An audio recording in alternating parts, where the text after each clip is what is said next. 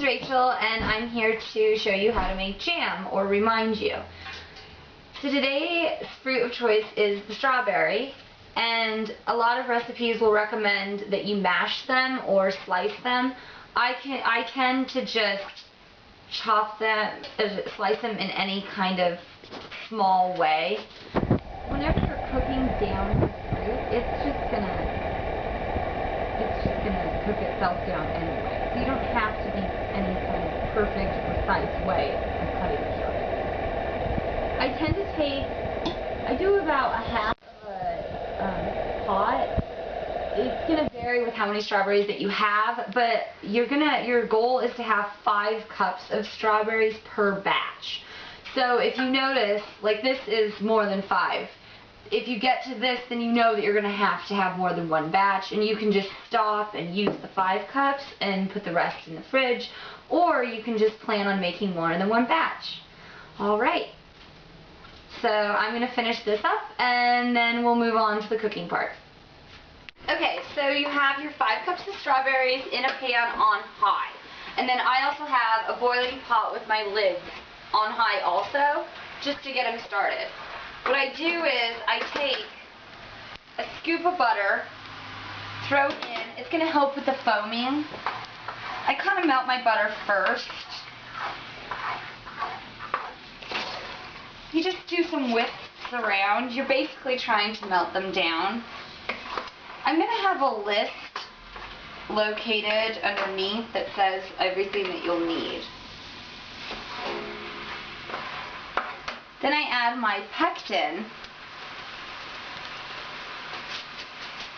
which is basically going to coagulate the jam. You have to move quickly at this point because you want it to get to a boil.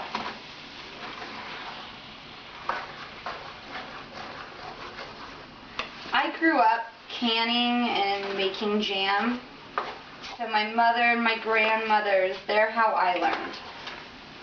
So it's good to follow directions, but it's really just kind of, you want to have about 2 teaspoons of butter in your pectin bag.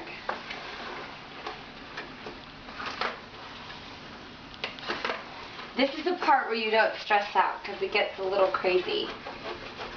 So you can stop for a second. Oh. Keep it stirring constantly. You cannot walk away. I made 86 jars of jam for my wedding.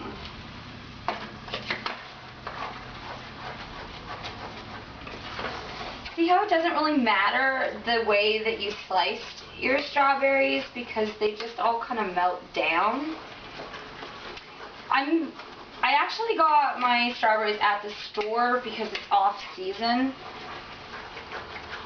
So the amount of sugar that I'm going to add kind of varies. If it's in-season strawberries and you got them from the farm or from your own garden, I would probably add about 4 cups of sugar. But since it's off-season, I'm going to add 6, I believe, because the berries aren't as sweet as they would be. Okay, so see how I'm starting to get a rapid boil?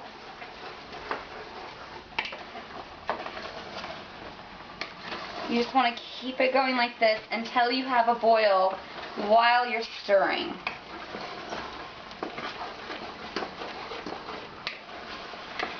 The pectin's already making it stickier.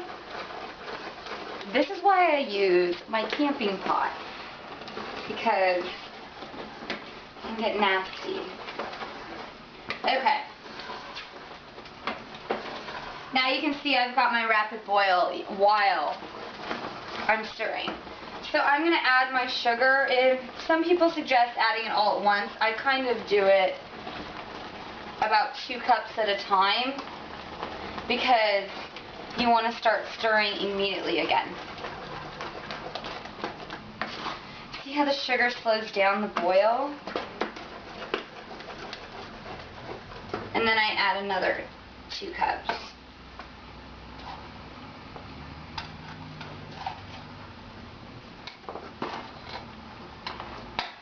The more that you cook, the more that you're going to realize that it's okay if you're like 1/8 of a cup over or 1/8 of a cup short. And then you stir and stir. I'm going to go ahead and add the rest. And then I'm going to continue stirring until this also comes to a boil. Okay, so after it comes to a rapid boil, you just kind of let it boil for about 2 minutes. So now what I'm doing is I'm going to fill them. So I take a ladle. You have to move really quickly at this part because you don't want it to overboil also. I made a batch yesterday, so I'm not really, I don't have exactly the correct jars. You want to wipe it clean so that there's no sugar. This, ideally, you'd like to have a magnet that pulls them out of the boiling water, but I lost mine. So, you take it like that, close it real tight, flip it, and it'll seal on its own. And this is where you can't panic, you just go.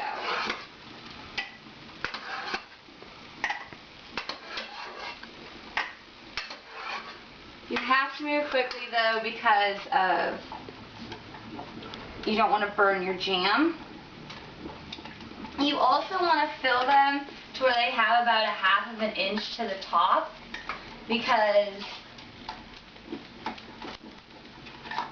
this is very hot. Okay. I'm going to do a quick little stir. And then do another one. So it looks like I'm only actually going to get 5 out of this.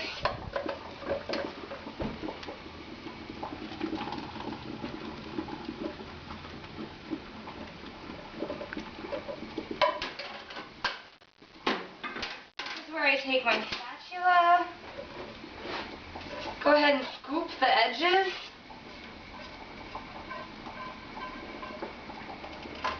Get all the rest of the goodness.